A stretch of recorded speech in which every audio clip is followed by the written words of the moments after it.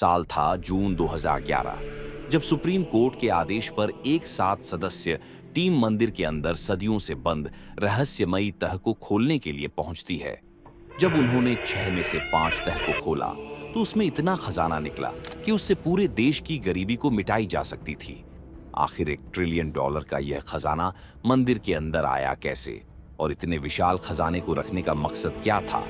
सबसे चौंकाने वाली बात यह है कि इस मंदिर का संचालन सिर्फ एक ही परिवार के पास क्यों है, जबकि आखिरी तहखाने के ऊपर ना तो ताला है ना कोई कुंडी लगी हुई है। फिर भी अब तक सिर्फ इसी तहखाने को क्यों नहीं खोला जा सका, और जिसने भी इसे खोलने की कोशिश की उसकी रहस्यमयी मौत हो जाती है या वह कहीं गुम हो जाता है। सबसे बड़ा रहस्य यह है कि इस तहखाने को खोलने का संबंध गरुड़ पुराण और अष्टनाग बंधन मंत्र से क्यों जुड़ा है। जब वर्ष 1908 और 1931 में इस मंदिर के खजाने को हड़पने का प्रयास किया गया तो हजारों बड़े बड़े सांपों ने उन लोगों पर हमला कर दिया। आखिर इतने बड़े सांप क्यों इस खजाने की रखवाली करते हैं? आज इन सभी सवालों के जवाब आपको मिलने वाले हैं, क्योंकि आज हम बात करेंगे विश्व के सबसे अमीर और रहस्यमय मंदिर पद्मनाभ स्वामी के बारे में। पद्मनाभ स्वामी मंदिर भारत के दक्षिणी राज्य केरल की राजधानी तिरुवनंतपुरम में स्थित विश्व का सबसे धनिक और रहस्यमय मंदिर माना जाता है। यह मंदिर अचानक तब चर्चा में आया जब साल 2011 में सुप्रीम कोर्ट ने आदेश दिया कि मंदिर के नीचे मौजूद तहखाने को खोला जाए। इसके 6 दरवाजों में से जब 5 दरवाजे खोले गए तो उनमें से लगभग $1 ट्रिलियन से भी अधिक का खजाना निकला, जिससे मंदिर दुनिया भर में बड़ी चर्चा का विषय बना। यह मंदिर भगवान विष्णु को समर्पित है, जो शेषनाग पर शयन मुद्रा में विराजमान है। इतना ही नहीं, तिरुवनंतपुरम शहर का नाम भी इसी मंदिर के प्रभाव से पड़ा है। संस्कृत में अंत का अर्थ शेष नाग और पुरम का मतलब नगर होता है। इस तरह इसका अर्थ है भगवान अनंत का स्थान। पद्मनाभ स्वामी मंदिर की खूबसूरती और शांति हजारों श्रद्धालुओं को आकर्षित करती है। इसकी भव्यता और धार्मिक आस्था के कारण इसे केरल के प्रमुख वैष्णव मंदिरों में शामिल किया गया है, और यह भगवान विष्णु के 108 दिव्य देश में से एक है। त्रावणकोर के अंतिम शासक श्री बलराम वर्मा, एक ऐसा नाम जिसने 1924 से 1947 तक रावणकोर पर शासन किया। भारतीय स्वतंत्रता के बाद भी उन्होंने पद्मनाभ स्वामी मंदिर के ट्रस्ट का नेतृत्व करना जारी रखा। लेकिन असली कहानी यहां से शुरू होती है 1991 में, जब त्रावणकोर के अंतिम शासक श्री चिथरा थिरुनल बलराम वर्मा के निधन के बाद उनके भाई उत्तरादम थिरुनल मर्थ वर्मा ने मंदिर का प्रबंधन संभाला। परंतु धीरे धीरे आरोप उठने लगे कि मंदिर की अमूल्य संपत्तियों का दुरुपयोग किया जा रहा है। और तब 2008 में पद्मनाभ स्वामी मंदिर के एक कट्टर भक्त और सेवानिवृत्त IPS अधिकारी TP सुंदरराजन ने एक ऐसा कदम उठाया जिसने सबको चौंका दिया। उन्होंने सबसे पहले अदालत में याचिका दाखिल की और अपने आरोपों में दावा किया कि मंदिर के भीतर बड़े पैमाने पर चोरी हो रही है। उनका कहना था कि कई कीमती आभूषण और बेशकीमती जवाहरातों की तस्करी की गई है और उनकी जगह नकली आभूषण रख दिए गए हैं। बाद में यह मामला केरल उच्च न्यायालय तक पहुंचा, जिसने मंदिर के प्रबंधन का कार्य राज्य सरकार को सौंपने का निर्णय लिया। लेकिन यह मामला यहां थमा नहीं।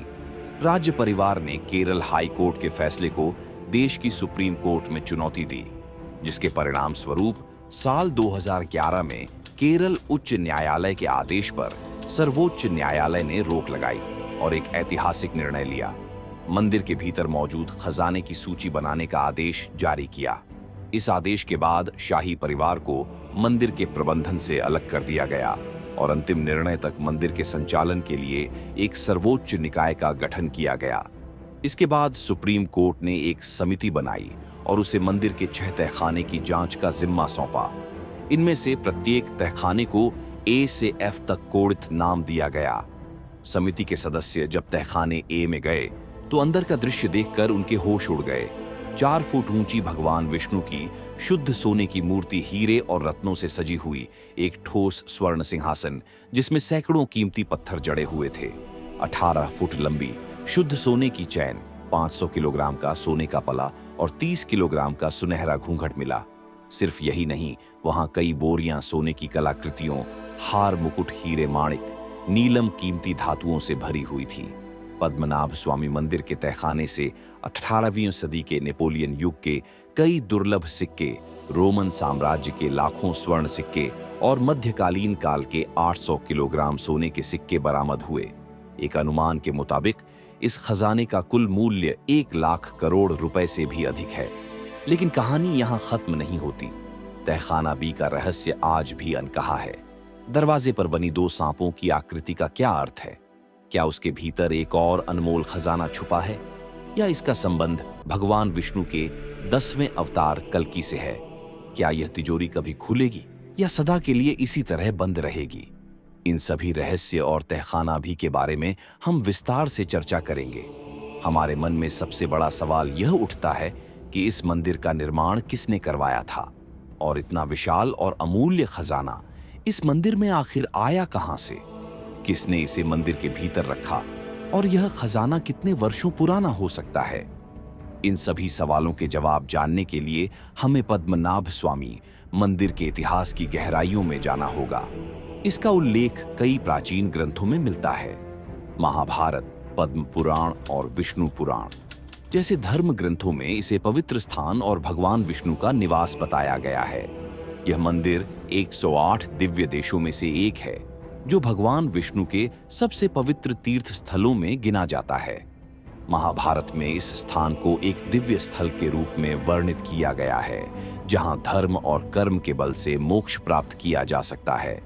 वहीं विष्णु पुराण में लिखा है कि जो भक्त भगवान विष्णु के शयन रूप की सच्चे मन से पूजा करता है, उसे जीवन में सुख, शांति और समृद्धि का आशीर्वाद मिलता है। पद्मनाभ स्वामी मंदिर का अद्भुत इतिहास और रहस्यमयी कथा दिवाकर मुनि और भगवान विष्णु से जुड़ी हुई है। यह कथा न केवल भक्ति और तपस्या की शक्ति को दर्शाती है, बल्कि इस मंदिर की पवित्रता और ऐतिहासिक महत्व को भी उजागर करती है। प्राचीन काल में तिरुवनंतपुरम, जिसे उस समय अनंतनकद यानी अनंत का वन कहा जाता था, वहां दिवाकर मुनि नाम के एक महान ऋषि निवास करते थे। उनकी भक्ति और तपस्या इतनी गहरी थी कि उनके जीवन का एकमात्र उद्देश्य भगवान विष्णु के साक्षात दर्शन करना था। दिवाकर मुनि की वर्षों की तपस्या से प्रसन्न होकर भगवान विष्णु ने एक छोटे बालक का रूप धारण कर उनकी परीक्षा लेने का निश्चय किया। बालक ने मुनि के पास आकर शरारतें शुरू कर दी। पूजा सामग्री को छेड़ना, जल फैलाना और मुनि को परेशान करना। मुनि ने बालक से पूछा, तुम कौन हो? बालक ने मुस्कुराते हुए कहा, अगर तुम मुझे पकड़ सकते हो तो मैं तुम्हारे साथ रहूंगा। लेकिन जैसे ही मुनि ने उसे पकड़ने का प्रयास किया, बालक अदृश्य हो गया। उसी क्षण आकाशवाणी हुई, यदि तुम मुझे पाना चाहते हो तो अनंत वन में आओ, वहां तुम्हें मेरा साक्षात्कार मिलेगा। लेकिन दिवाकर मुनि ने अनंत वन का नाम पहले कभी सुना ही नहीं था। भगवान को खोजने का संकल्प लिए वे लगातार चलते गए। हर दिशा में हर संकेत को ध्यान से समझने की कोशिश करते हुए उनकी यात्रा उन्हें लक्षद्वीप के घने जंगलों में ले गई। वहीं एक दिन उन्होंने एक महिला को अपने बच्चे से बात करते हुए सुना। वह कह रही थी, अगर तुम मेरी बात नहीं मानोगे तो मैं तुम्हें अनंत वन में ले जाकर फेंक दूंगी। इस अनसुने नाम को सुनकर मुनि का हृदय उम्मीद से भर गया। उन्होंने महिला से अनंत वन का पता पूछा। महिला ने दिशा बताई और मुनि भगवान विष्णु की खोज में उसी ओर बढ़ चले। मुनि जैसे ही अनंत वन पहुंचते हैं, उन्हें वही चंचल बालक फिर से दिखाई देता है। बालक उन्हें छेड़ता हुआ एक महुआ के पेड़ की ओर भागता है और अचानक उस पेड़ में जाकर गायब हो जाता है। दिवाकर मुनि यह देखकर हतप्रभ हो जाते हैं और तभी वह मह का पेड़ गर्जना के साथ गिर जाता है। उसी क्षण भगवान विष्णु अपने विराट रूप में प्रकट होते हैं। उनके दर्शन इतना दिव्य था कि मुनि की आंखों में श्रद्धा के आंसू भर गए। भगवान शेषनाग के ऊपर 8 मील लंबे अपने विराट रूप में विराजमान थे। उनका यह रूप ब्रह्मांड की महिमा को प्रकट कर रहा था। लेकिन भगवान का यह विशाल रूप इतना अद्वितीय था कि मुनि उनकी पूरी महिमा का दर्शन नहीं कर पा रहे थे। उन्होंने हाथ जोड़कर प्रार्थना की, हे भगवान, कृपा करके अपने रूप को छोटा कर लीजिए ताकि मैं आपके पूर्ण दर्शन कर सकूं।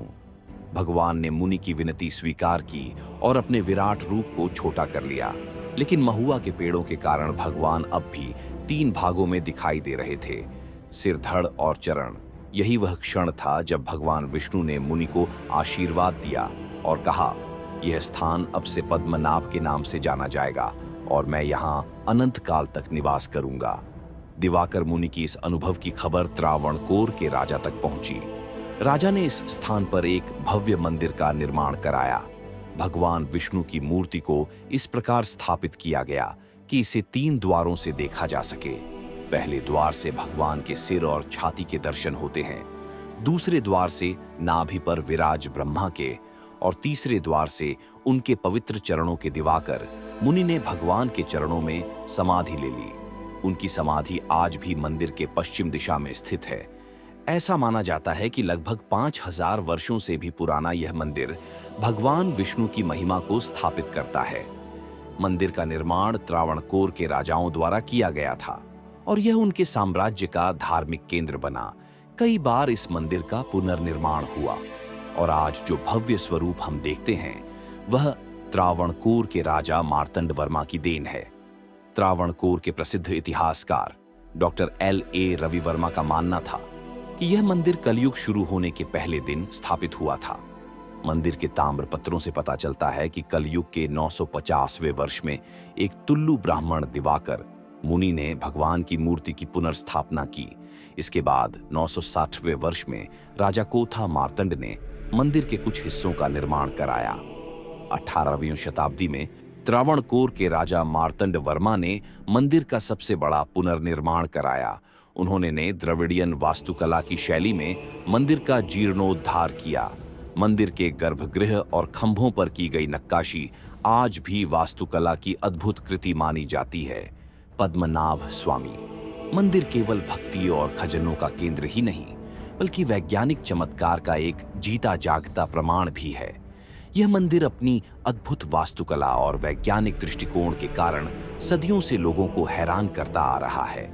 यह मंदिर 7 मंजिलों का है और हर मंजिल पर बनी खिड़कियां इस तरह से बनाई गई हैं कि साल में सिर्फ 2 बार 22 मार्च और 23 सितंबर यह दिन होते हैं जब इक्विनॉक्स आता है। इक्विनॉक्स यानी वह समय जब दिन और रात दोनों बराबर होते हैं, 12 घंटे का दिन और 12 घंटे की रात। इन दिनों अगर आप दोपहर में इस मंदिर को देखें तो हर 5 मिनट के अंतराल पर सूर्य की किरण इन खिड़कियों से होकर एक अद्भुत दृश्य बनाती है। श्री पद्मनाभ स्वामी मंदिर की 18 फीट लंबी प्रतिमा अद्वितीय है।